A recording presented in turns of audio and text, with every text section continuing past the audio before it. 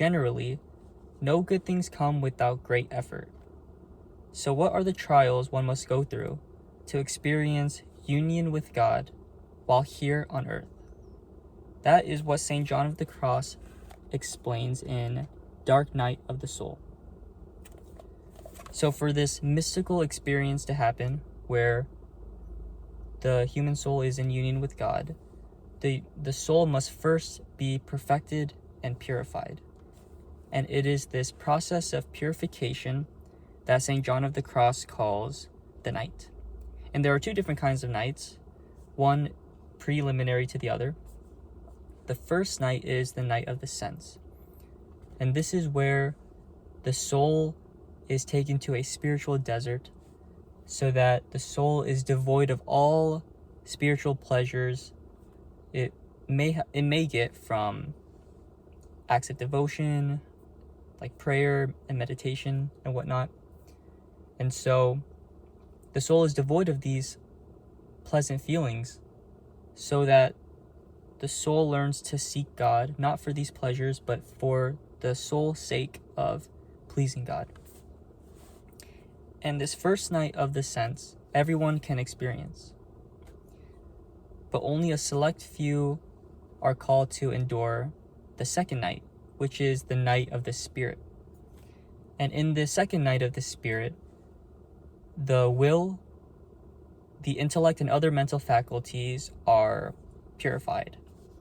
And it is an extremely painful process because all one's bad habits are addressed and perfected.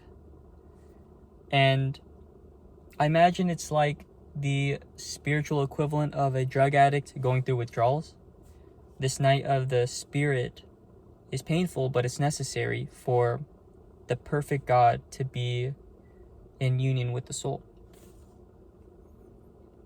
And unfortunately, after reading this, I don't really thirst after this mystical union. I know that I should desire this union, but I don't really thirst after it. But I guess it's because I haven't gone through the first night of the sense, so that my intentions are purified. So for those of you on the same boat, I pray that God takes us through this first night of the sense. And for those of you that have already gone through this, I pray that God takes you higher to this second night of the Spirit. So that is the dark night of the soul. Very briefly, of course. And so now we get to my favorite part.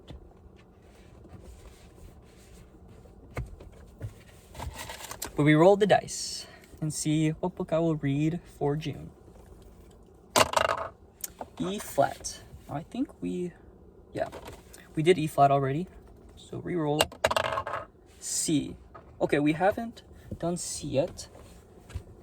So let's see. A sharp, B, C.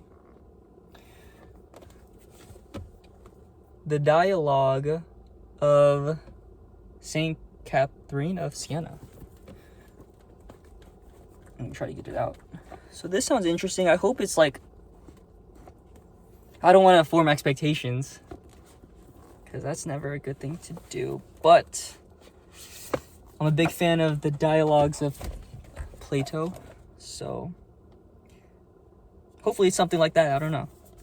So the dialogue of Saint Catherine of Siena. Now, I don't think I've read anything from Saint Catherine of Siena yet. No. Okay.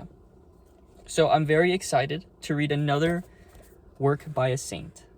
So this is what I'll read for June, and I will let you know what I think of this book next month. So until then, have a wonderful life.